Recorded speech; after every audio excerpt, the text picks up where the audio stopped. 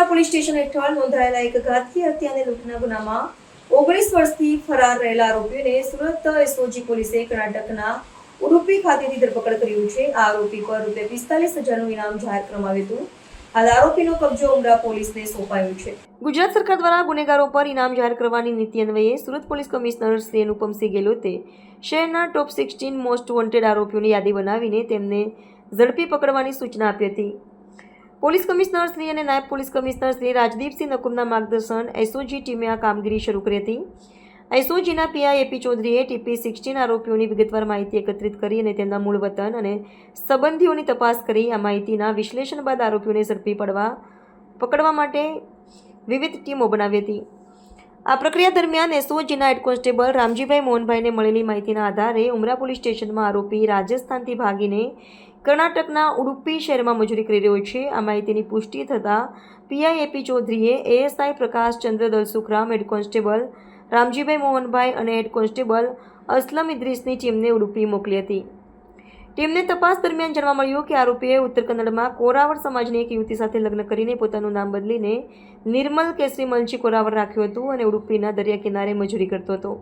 આરોપીને સુરત લાવી પૂછતાછ કરવામાં આવી। તેને કબૂલ્યું કે તેને 2007માં ફરિયાદી અશોકભાઈ સવાણીના ઘરે ડ્રાઈવર તરીકે નોકરી કરી હતી।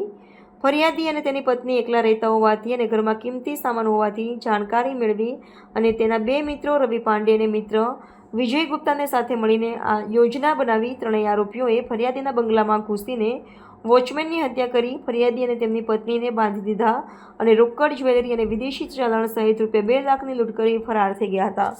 પોલીસ તપાસમાં નરેશ સુરતથી ભાગી ગયો અને મુંબઈ, ચેન્નઈ, બેલગામ, ઉત્તર કન્નડ જેવા વિવિધ શહેરોમાં ડ્રાઇવિંગ અને માર્બલની મજૂરી કરીને પોતાનું ગુજરાન ચલાવ્યું। પોલીસથી બચવા માટે તેને પોતાનું નામ અને સરનામું બદલ્યું।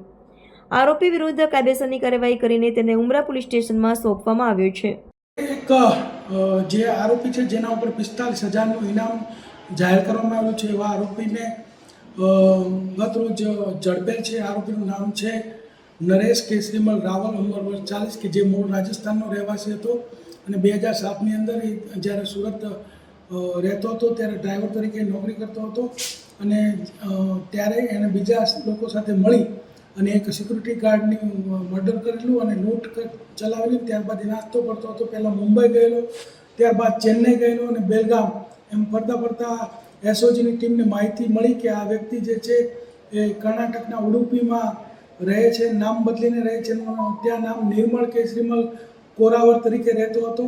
ત્યાં એસઓજીની ટીમ જઈ અને એને ઝડપી પાડેલો છે અને આ આરોપી છે એના ઉપર 45,000 રૂપિયાનું ઇનામ છે અને આ વ્યક્તિ જે છે અત્યારે લૂંટ વિથ મર્ડર ઉમરાના ગુનામાં પકડાયો છે। તે ઉપરાંત એના વિરુદ્ધ ઉમરા અને ઉધનામાં ચોરીના પણ અગાઉ ગુના દાખલ થયેલ છે।